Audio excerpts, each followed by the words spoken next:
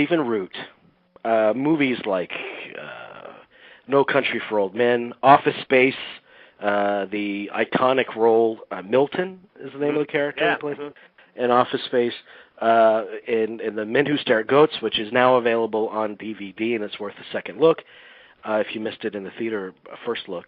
And all kinds of stuff, even an upcoming movie where he's being directed by Robert Redford, a movie about the Lincoln assassination and the conspiracy to catch the assassin at the end of that ordeal.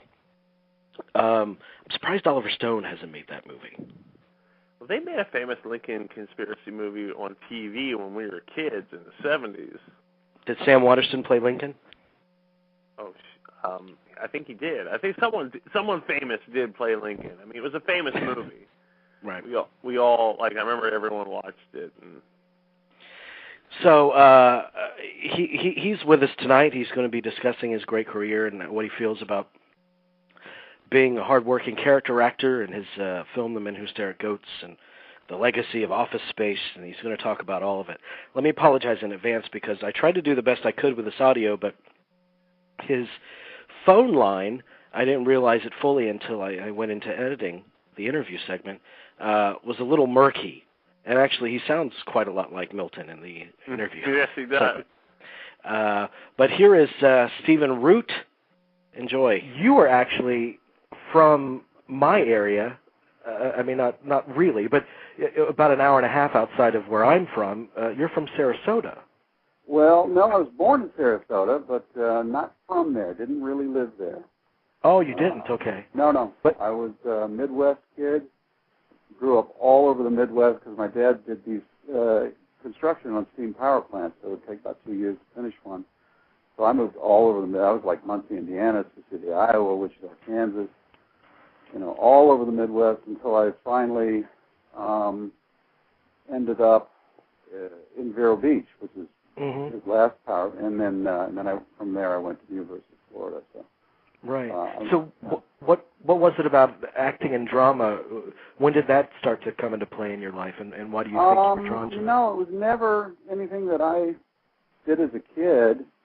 But I got into journalism, just to pick a profession in college, and got to my junior year and took an acting class elective, and started doing directing scenes for people, and went, wait a minute, I like this, and switched majors as a junior, and then off to the races from there.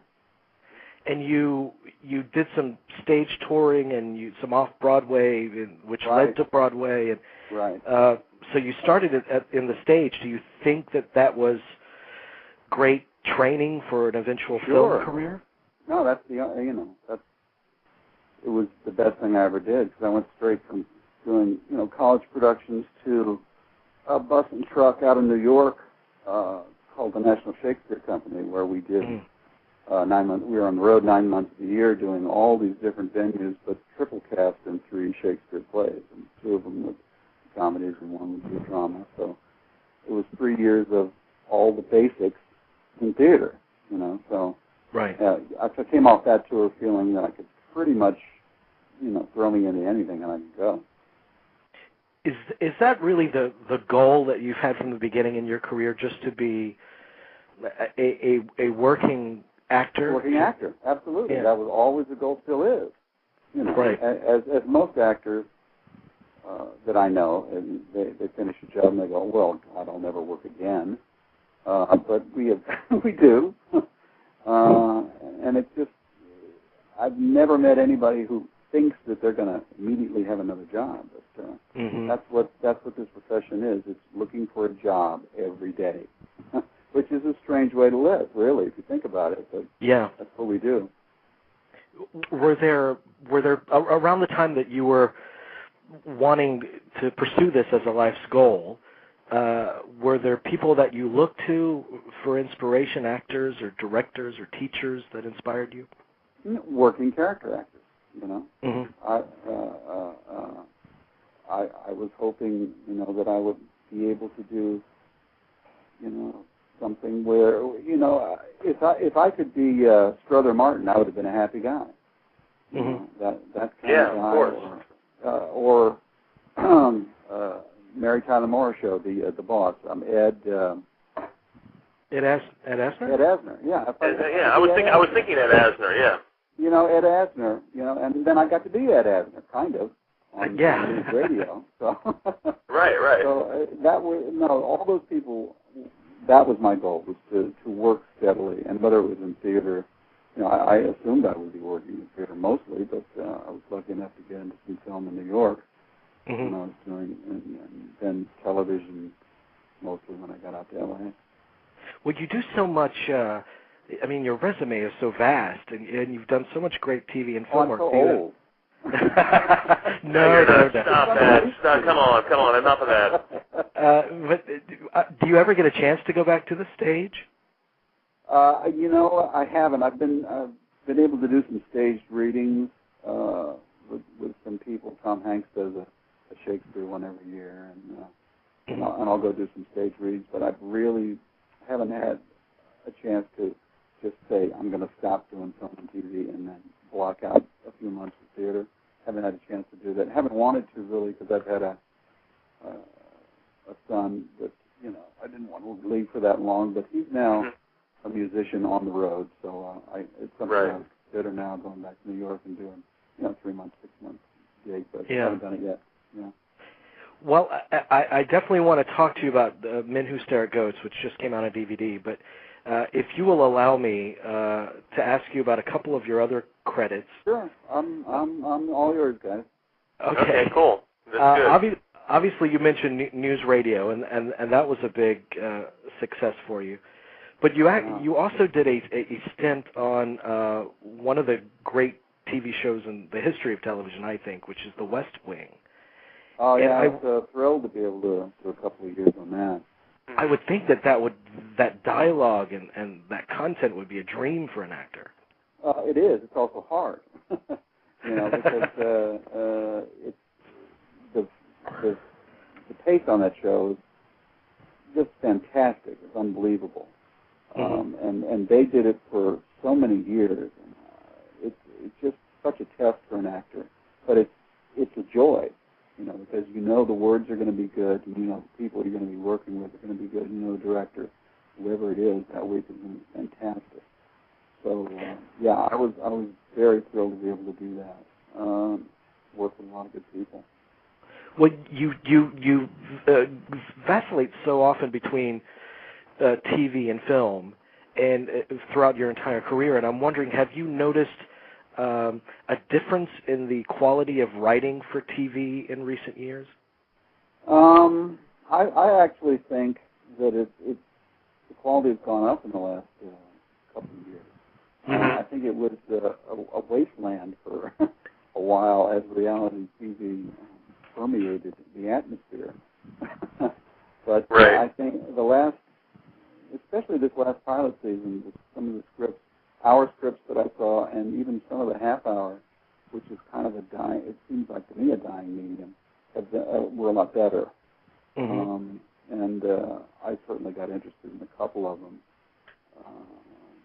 Whereas it's not something I was trying to do before with television. It's obviously you want to do film if you can. Right.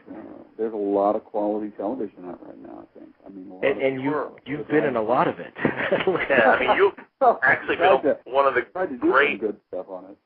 One of the great series, one of the great series that I liked a lot that you were on was The King of the Hill. Oh well, that was just a joy. That was a family affair, because we were on for technically 13 seasons, but it was really 12 seasons. But it's people that you knew who, their lives have changed dramatically since you started the series. I knew. Yeah. God bless her, Brittany Murphy was 18 when she started that show. That's right. And was just breaking into being, film star.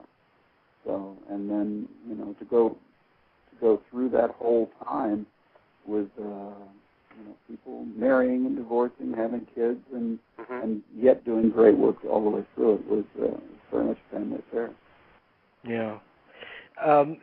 Is there the project that people probably most recognize you for, and I know you get sick of being asked about it. You already know what it is. Has to be office. Well, it's, office space. hopefully I don't look like that.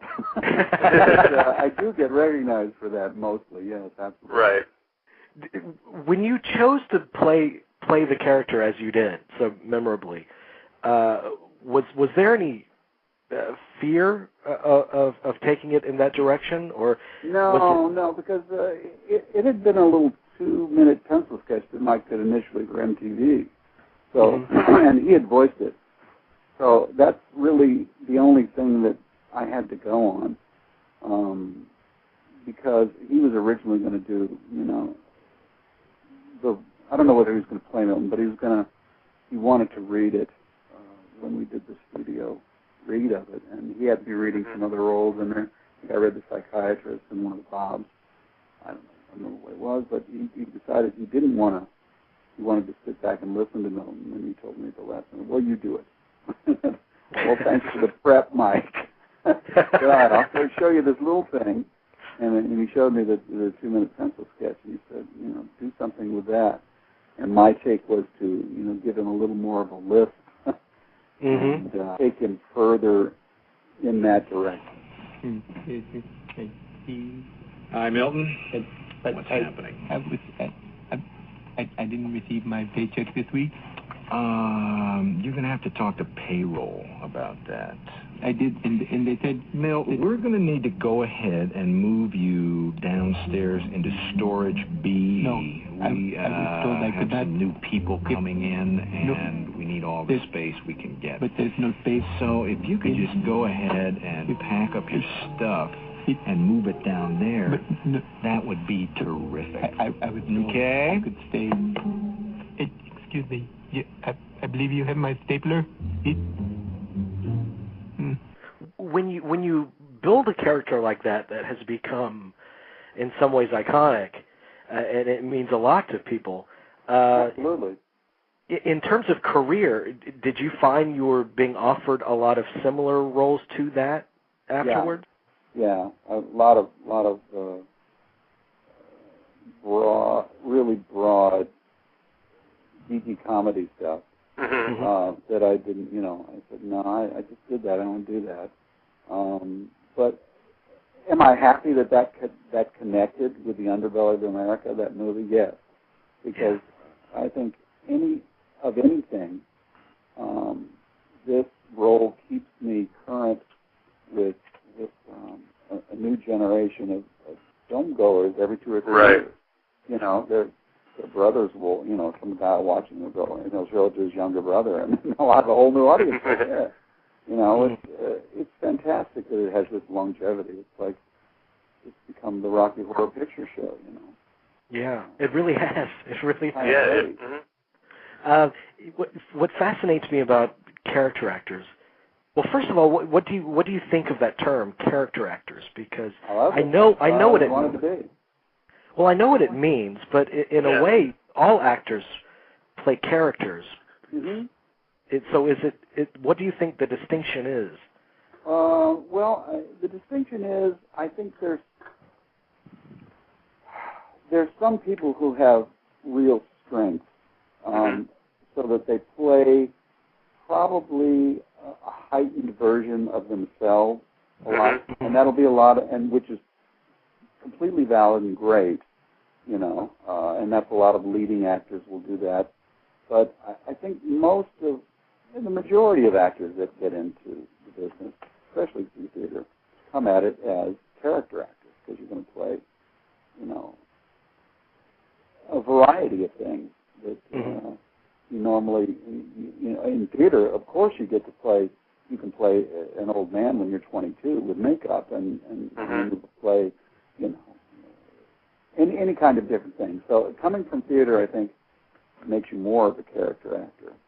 And also, in this today's world, there's a lot of people who didn't start that way, who were comedians or some other different types of, quote, entertainers, who became actors doing their, quote, shtick, on film, and then they're actors, But I tend to reserve that term for people entertainment. Right. Well, another thing that fascinates me about the type of work that you do, we interviewed Emmett Walsh, who's one of the great one of my heroes. Yeah, ours too. And what fascinates me is just the wealth of experiences and collaborations and diverse roles and projects. So, and you have the same thing in your career, and I'm wondering, what's the greatest lesson that you've learned observing or working with some of these great collaborators you've had over the years? I've been lucky enough to be able, especially fairly recently, to be able to pick projects on the basis of who you want to work with and the quality of the script. Mm-hmm. And you can't do that obviously at the beginning of your career because you have to pay the mortgage and you have to pay the rent, and you have to take what you can take. But I think the best thing I've done for myself is to continue to take diverse projects. I mean, at the end of news radio, I stopped taking sitcom stuff for about 3 years because that's all I'd be offered and or people would want.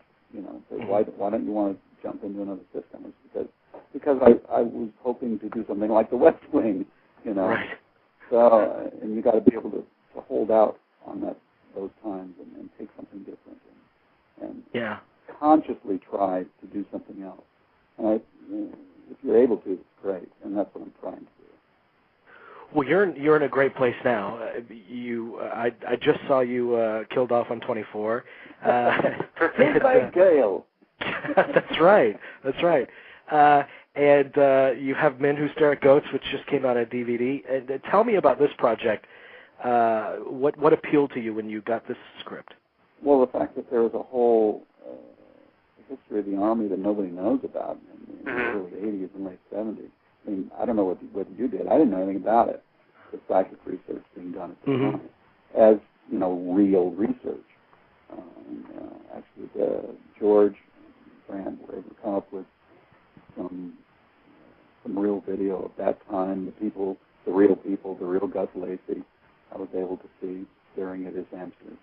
So these are real people. These things. I mean, there was a general who tried to walk through walls. There was, a guy that invented, a handle that could give you pain.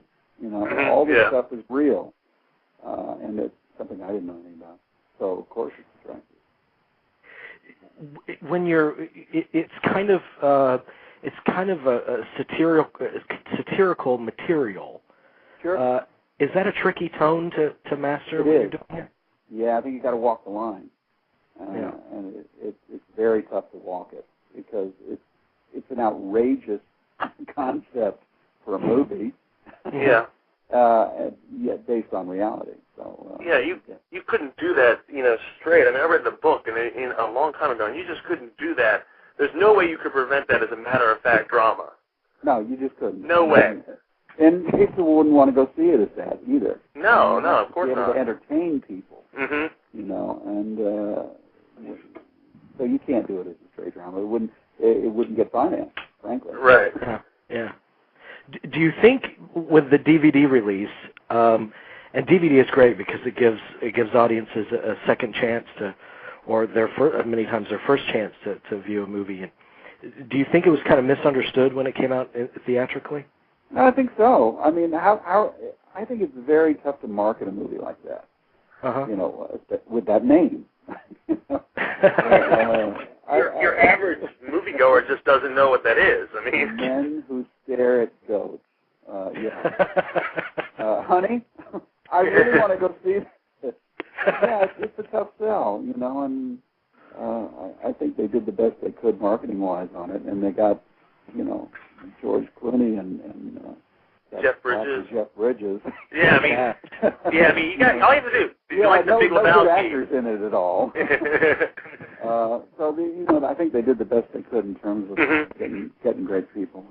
Yeah. And doing that. So that's all you can really do, and hope that the word of mouth gets people out there. Right. Do you get a sense when you're shooting a movie like Men Who Stare at Goats? or any film that you've done, that it's working, or do you not fully understand that concept until you see it? Well, film is pretty much an editor's medium, you know. I mean, it's something that works fantastically on, you know, that you shot and you go, oh, I love that, it was great, and then, you know, they edit it, and it's like, what happened to that? But so it's very much an editor's vision along with the director's vision. But you know, so my answer to you is no, you can't tell. I mean, we had a great time doing a little B movie called, you know, like Office Days, which we thought was a fine little B comedy that, you know, a bunch of character actors that all knew each other. It would be fun to do, but you don't know what it's going to become, you know, because it was edited all together. And look, you know, there's something special in there. So you don't really know. Yeah, that's true. Well, you've got a couple of movies in the pipeline. I mean, you're constantly working. The one that really interests me, I think you just finished at the end of the year. It's the new Redford film. Yeah, I was thrilled to go do that. You know, there's not many people that you stand agape of anymore as a old-time movie star, but Bob is certainly one. And I was thrilled to go work with him. We shot down in Savannah. Gorgeous settings.